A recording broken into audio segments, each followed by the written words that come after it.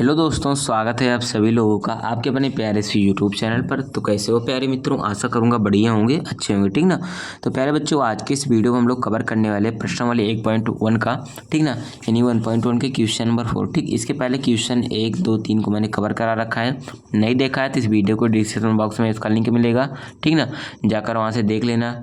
ठीक, बहुत ज़्यादा इंपॉर्टेंट है। उस वीडियो में मैंने क्वेश्चन 1, 2 एंड 3 यानी 3 क्वेश्चन को प्यारे बच्चों मैंने उस वीडियो में कवर कराया है। ठीक, तो चलिए प्यारे बच्चों, इस वीडियो में क्वेश्चन नंबर 4 को हम लोग देख लेते हैं। देखिए यहाँ पर हमें क्वेश्चन नंबर 4 में करना क्या है, यूक्लिड विभाजन प्रमेय का प्रयोग करके दर्शाइए कि किसी धनात्मक पूर्णांक का वर्ग किसी पूर्णांक m के लिए 3m या 3m+1 के रूप का होता है। ठीक, ये चीज़ हमें प्रूव करना है।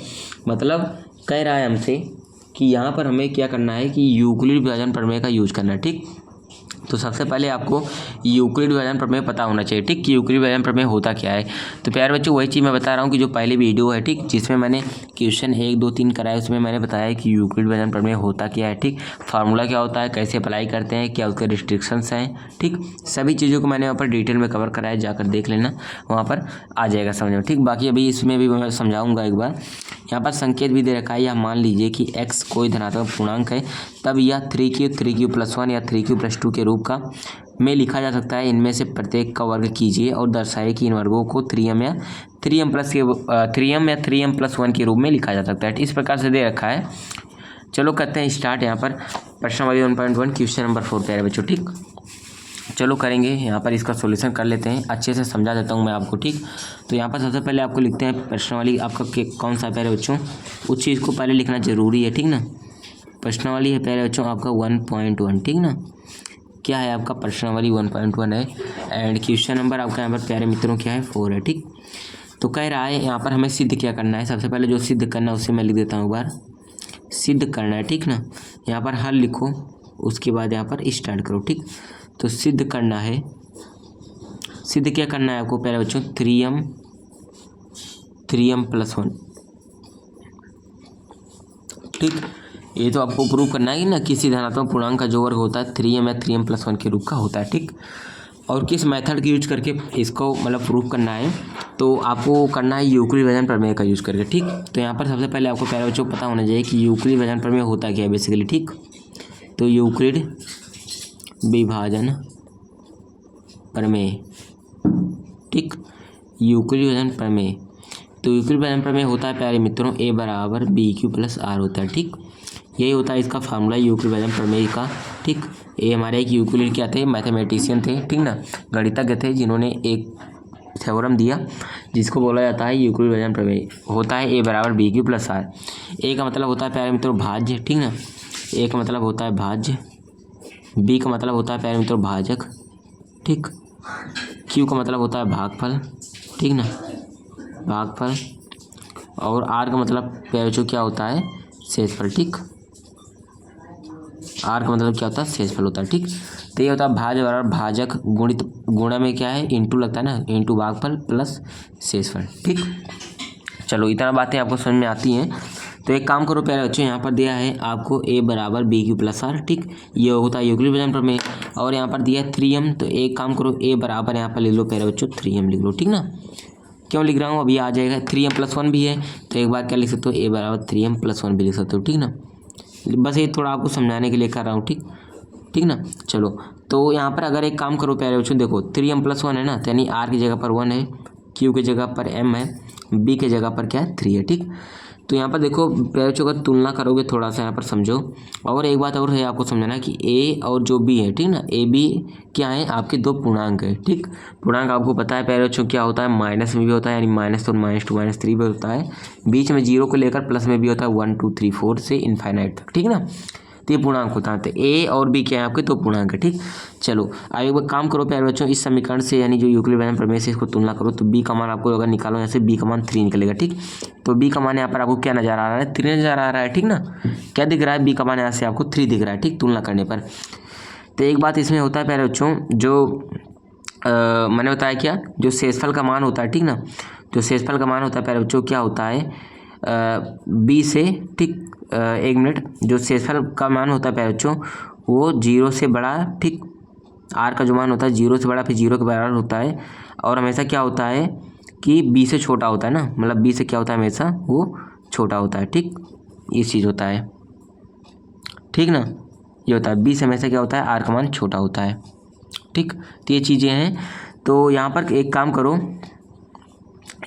यहाँ पर क्या प्यारे बच्चों, तो यहाँ पर काम ये करना है, जो यहाँ पर बी मैंने लिखा है ना, मतलब इसका मतलब है जो आर जो होता है, ठीक ना, बी से हमेशा छोटा होता है, यानी बी मतलब क्या है आपका भाजक, भाजक से हमेशा क्या होगा आर मतलब क्या शेषफल, तो जो शेषफल होगा हमेशा भाजक से छोटा होगा। तो बी का मान यहाँ पर 3 दिख रहा है, तो यहाँ पर क्या होगा आर जो होगा 3 से, यहाँ पर 1 मिनट, बी का मान 3 रख दो यहाँ पर, ठीक ना, बी का मान 3 रख दो। ठीक, चलो अब सीन हो रहा है आपको क्लियर। तो यहाँ पर प्यारे बच्चों मैंने बताया जो आर की वैल्यू यहाँ पर दिख रही है आपको, आर की जो वैल्यू होगी वो क्या होगी 3 से कम होगी। ठीक, मतलब क्या है यहाँ पर देखो, इस तरफ यहाँ पर कॉर्नर पॉइंट है ना, तो जिस तरफ कॉर्नर होता है वो क्या होता है हमेशा छोटा होता है, जिस तरफ ये खुला हुआ होता है वो बड़ा होता है। तो 3 बड़ा है आर से, यानी आर की जो वैल्यू होगी हमेशा 3 से कम होगी। ठीक, और आर यहाँ पर दिख रहा है इस साइड भी, आर जो होगा हमेशा 0 से बड़ा होगा, फिर 0 के बराबर हो सकता है। ठीक, तो इसका मतलब आर का मान क्या हो सकता है 0 हो सकता है, 1 हो सकता है, 2 हो सकता है, मतलब 3 कंडीशंस आपके यहाँ पर निकल सकते हैं। ठीक, 3 नहीं होगा, क्यों नहीं होगा, क्योंकि आर यहाँ पर दिख रहा है छोटा है 3 से। ठीक, 3 से छोटा है तो इसका मतलब 3 नहीं होगा, 3 से कम होगा यानी 2 हो सकता है। ठीक, तो यहाँ से आर का मान निकल गया। अब एक काम करो प्यारे बच्चों, यहाँ पर ये बी का मान ये निकला है इतना, बी का मान 3 निकला है, आर का मान 0 1 2 निकला है। ठीक, तो यहाँ पर यूक्लिड विभाजन प्रमेय आपको पता है प्यारे बच्चों क्या होता है, यूक्लिड विभाजन प्रमेय होता है ए बराबर बी क्यू धन आर होता है। ठीक ना, ये तो होता है ए बराबर बी क्यू धन आर होता है। तो यहाँ पर ए बराबर क्या रखो, बी की जगह पर क्या रख दो प्यारे बच्चों 3 रख दो, तो यहाँ पर हो जाएगा 3, और क्यू की जगह पर क्यू ही रखो और प्लस रखो, आर की जगह पर क्या रखो, एक बार 0 रखो, एक बार 1, एक बार 2। ठीक, तो ये स्टेप 1 कर लो इसे। ठीक ना, इसे स्टेप 1 करो, आर की जगह पर पहले 0 रखो। ठीक ना, तो ये बराबर क्या हुआ 3q प्लस 0, तो ये बराबर यहाँ पर क्या निकलेगा 3q प्लस 0, मतलब केवल 3q। ठीक ना, अब यहाँ पर एक बात आपसे बोल रहा था कि किसी धनात्मक पूर्णांक का क्या वर्ग। ठीक, यहाँ पर मैं एक बार क्वेश्चन दिखाता हूँ, धनात्मक पूर्णांक का वर्ग बोल रहा था। ठीक ना, क्वेश्चन में देखो एक बार आप लोग खुद ही देखो कि धनात्मक पूर्णांक का क्या बोला है यहाँ पर, 1 मिनट, धनात्मक पूर्णांक का वर्ग। ठीक, मतलब तो एक इसका मतलब क्या है, जो धनात्मक पूर्णांक आपको दिख रहा है ए बराबर 3q, इसका वर्ग करना है। ठीक ना, जब वर्क करने पर जो आएगा उसे कह रहा, मतलब वर्क करने पर आपको लाना है कि 3m के रूप का होता है। ठीक, चलो वर्क करो, तो दोनों पक्षों का वर्क करने पर यहाँ पर आप लोग लिख सकते हो कि दोनों पक्षों का वर्ग। ठीक ना, दोनों पक्षों का वर्ग। ठीक, दोनों पक्षों का वर्ग करोगे यहाँ पर, तो ए का करो तो ए स्क्वायर बराबर क्या आएगा 3q का करोगे तो 3q का होल स्क्वायर। ठीक ना, तो ए स्क्वायर बराबर क्या आएगा 3 का स्क्वायर करो तो 3 3 9, क्यू का स्क्वायर करोगे पहले तो क्यू स्क्वायर आएगा। ठीक, ठीक ना, तो इतना हुआ। अब एक काम करो, ए स्क्वायर बराबर क्या कर लो पहले बच्चों 9 क्या कर सकते हो आप लोग 3 × 3 कर सकते हो, यानी 3 3 का 9 होता है ना, तो 3 × 3 तो इसको लिख दो 3, और इंटू में 3q स्क्वायर, इस प्रकार से लिखते हो। ठीक ना, 3 में करो तो 9 और क्यू स्क्वायर को क्यू स्क्वायर में लिख दिया। ठीक ना, अब एक काम करो प्यारे बच्चों, यहाँ पर क्या करो 3q स्क्वायर को क्या कर लो m के बराबर मान लो। ठीक, तो यहाँ पर करो माना 3q स्क्वायर बराबर क्या m। ठीक, m भी क्या है आपका एक पूर्णांक है प्यारे बच्चों। ठीक, तो 3q स्क्वायर को आप लोगों ने प्यारे बच्चों क्या मान लिया m मान लिया, तो यहाँ से क्या आएगा a स्क्वायर बराबर क्या आ जाएगा 3m आ जाएगा। ठीक, यही तो आपको प्रूव करना था, किसी धनात्मक पूर्णांक का जो वर्ग होता है 3m के रूप का होता है। ठीक, ये तो लाना था कि 3m का रूप का होता है। ठीक, आपको एक चीज़ और लाना है, क्या है वो 3m + 1 के रूप का होता है। ठीक, तो 3m का तो आ गया आपका। ठीक ना, समझे कि नहीं, तो अगर नहीं समझे हो तो आप एक बार दोबारा देख लेना, मैंने एकदम क्लियरिटी बताया है। ठीक, क्या कैसे है, और 3m आया है। अब चलो 3m + 1 लाते हैं, तब स्टेप 2 का आपको करना है, यहाँ पर स्टेप 2 करना है। ठीक, स्टेप 2 में वही करना है, b बराबर आपको 3 ही रखना है। इस बात r बराबर क्या रखना था, पहले तो r बराबर आप लोगों ने यहाँ पर 0 रखा। ठीक, यहाँ पर r बराबर 0 रखा, अब r 0 हो गया, अब 1 की बारी है। ठीक, तो r बराबर आपको 1 रखना है। ठीक, ठीक ना, चलो r बराबर 1 रखो, तो a बराबर क्या होता है BQ + r होता है, BQ + r, तो a बराबर क्या आ जाएगा, b की जगह पर रखो 3, तो 3q + r की जगह पर 1 तो 1। ठीक, अब फिर से वही काम, दोनों पक्षों का वर्ग। तो चलो दोनों पक्षों का वर्ग मैं यहाँ पर लिख नहीं रहा हूँ, सीधा वर्क कर रहा हूँ। ठीक, तो दोनों पक्षों का करोगे तो a स्क्वायर बराबर आ जाएगा 3q + 1 का होल स्क्वायर। ठीक, तो a स्क्वायर बराबर फिर से क्या आएगा प्यारे बच्चों 3q + 1 का होल स्क्वायर करो, तो 3 का स्क्वायर करो तो आ जाएगा 9 की, यानी a + b का होल स्क्वायर लगेगा यहाँ पर, तो a square + 2a + b square, तो 3q का स्क्वायर करो। 1 मिनट मैं सीधा पहले लिख देता हूँ, तो 3q square a square plus b square यानी 1 का स्क्वायर प्लस का 2ab, 2 × a की जगह पर 3q है, b की जगह पर 1 है, तो × 1। ठीक, तो आएगा 3 को स्क्वायर करोगे तो आ जाएगा 3 इंटू 3 इस प्रकार से लिखते हो, ठीक। मतलब 3 3 का 9 और क्यू स्क्वायर को क्यू स्क्वायर लिख दिया मैंने, ठीक।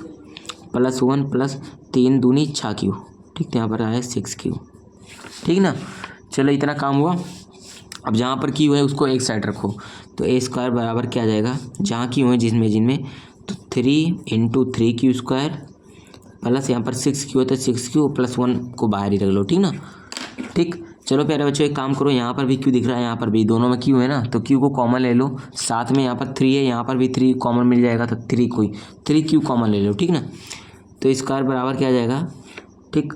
मतलब आपको क्या करना है, यहाँ पर केवल 3 कॉमन लेना है प्यारे बच्चों, ठीक। तो 3 कॉमन ले लो, 3 कॉमन लेंगे तो यहाँ पर 3 क्यू स्क्वायर चला जाएगा, प्लस यहाँ से 3 कॉमन ले लोगे तो 2 क्यू आएगा, ठीक। 2 क्यू प्लस 1 तो बाहर ही, प्लस 1 को बाहर ही रखो, ठीक, क्लियर।